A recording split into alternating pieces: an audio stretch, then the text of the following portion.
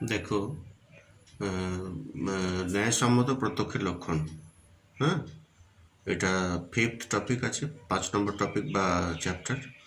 ন্যায়সম্মত প্রত্যক্ষের লক্ষণ, ন্যায় definition of প্রত্যক্ষ অর পারসেপশন। তো ন্যায় দর্শনের প্রতিষ্ঠাতার নাম আমরা জানি, মহর্ষি গৌতম। এটা এই দর্শনকে অক্ষপাদ দর্শনও বলা হয়, এবং গৌতমের আরেকটা অপর নাম হচ্ছে অক্ষপাদ। হ্যাঁ, ন্যায় সূত্র এর এই ন্যায় দর্শনের মূল গ্রন্থের নাম ন্যায় সূত্র, মহর্ষি গৌতমের লেখা। আর ন্যায় ভাষ্য হচ্ছে মহর্ষি বাদশাহনের লেখা। হ্যাঁ, ন্যায় ভাষ্য এগুলো হচ্ছে প্রাচীন। ন্যায় দর্শনকে দুটি ভাগে ভাগ করা হয়, প্রাচীন ন্যায় ও নব্য ন্যায়। তো ন্যায় সূত্র, ন্যায় ভাষ্য এগুলো হচ্ছে প্রাচীন, মহর্ষি গৌতম বা মহর্ষি বাদশায়ন। হ্যাঁ, আর নব্য ন্যায় হচ্ছে নব্য মানে নতুন, প্রাচীন মানে পুরানো। নব্য হচ্ছে গঙ্গেশ উপাধ্যায়, তার বইয়ের নাম হচ্ছে তত্ত্বচিন্তামণি। তত্ত্বচিন্তামণি, হ্যাঁ, বইটির নাম।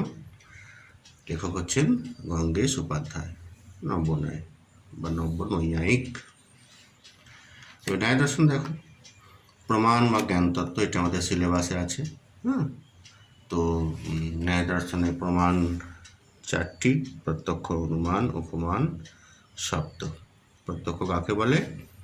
এই মহর্ষি গৌতমের ন্যায় সূত্রে আছে, ইন্দ্রিয়ার্থ সন্নিকর্ষোৎপন্নম জ্ঞানম অব্যপদেশম অব্যভিচারী ব্যবসায়াত্মকম প্রত্যক্ষম।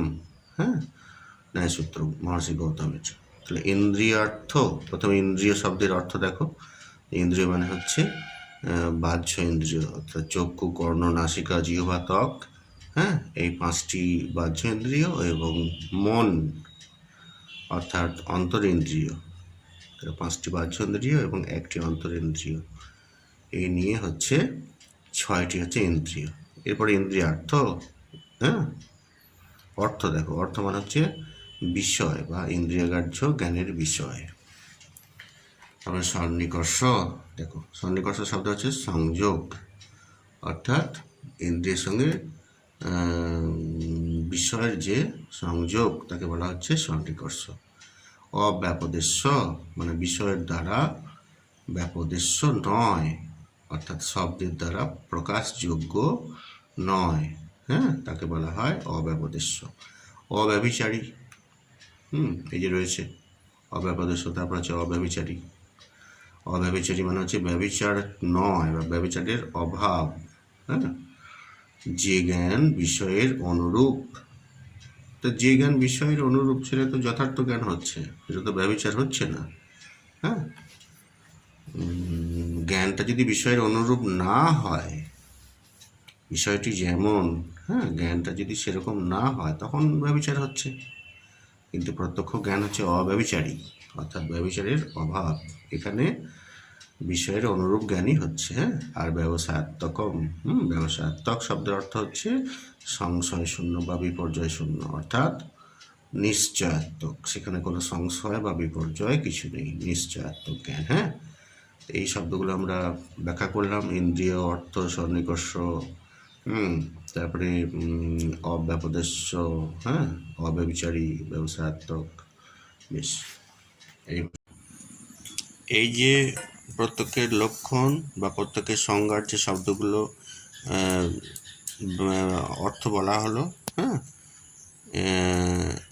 সেই অনুসারে প্রত্যক্ষ কাকে বলে বা প্রত্যেকের লক্ষণ বাংলায় যদি বলতে হয় তাহলে হচ্ছে, দেখো এখানে লিখেছি আমি, যে জ্ঞান ইন্দ্রিয় এবং অর্থের সন্নিকর্ষের ফলে উৎপন্ন, যা অপর কোনো কিছুর মাধ্যমে প্রাপ্ত নয়, যা নিশ্চিত এবং সংশয় শূন্য। হ্যাঁ, তাই হলো প্রত্যক্ষ। ঠিক আছে। এই গৌতমের যে ন্যায়সূত্রের যে প্রত্যক্ষের লক্ষণ সেটা কিন্তু গ্রহণ করেননি, একটু আলাদা করেছেন। জ্ঞানাকারণম জ্ঞানম প্রত্যক্ষম আচার্য বিশ্বনাথ। হ্যাঁ, অর্থাৎ হচ্ছে যার করণ একটি, যার করণ অপর একটি জ্ঞান নয়। যার করণ অপর একটি জ্ঞান নয়। বেশ, ঠিক আছে। এরপরে দেখো, এর কয়েকটি ভাগ করা হচ্ছে। কীরকম দেখা যাচ্ছে?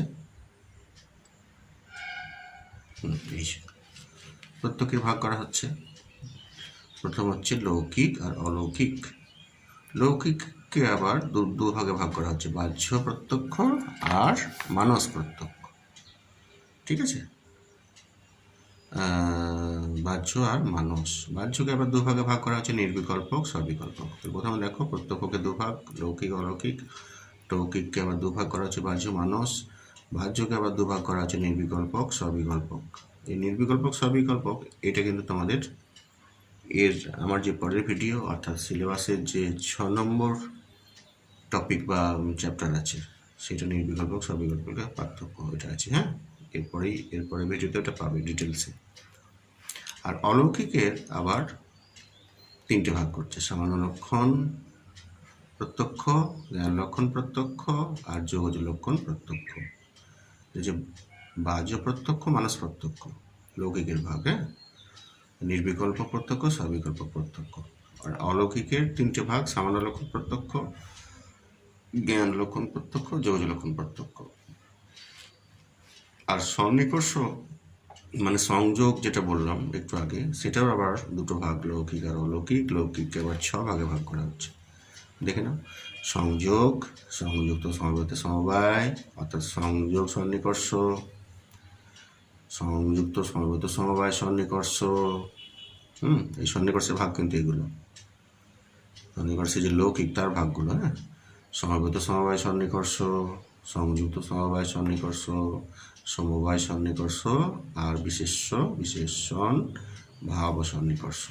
অন্যদিকে অলৌকিক যে সন্নিকর্ষ আছে তার 2টো ভাগ করা হচ্ছে, সামান্য লক্ষণ প্রত্যক্ষ, সামান্য লক্ষণ সন্নিকর্ষ, জ্ঞান লক্ষণ সন্নিকর্ষ আর যোগজ লক্ষণ সন্নিকর্ষ।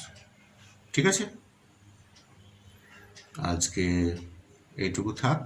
এমসিকিউ ভিডিও আমি বানাচ্ছি, তোমরা আশা করি দেখছো। ঠিক আছে, বেশ, রাখছি। ভালো থাকবে সকলে।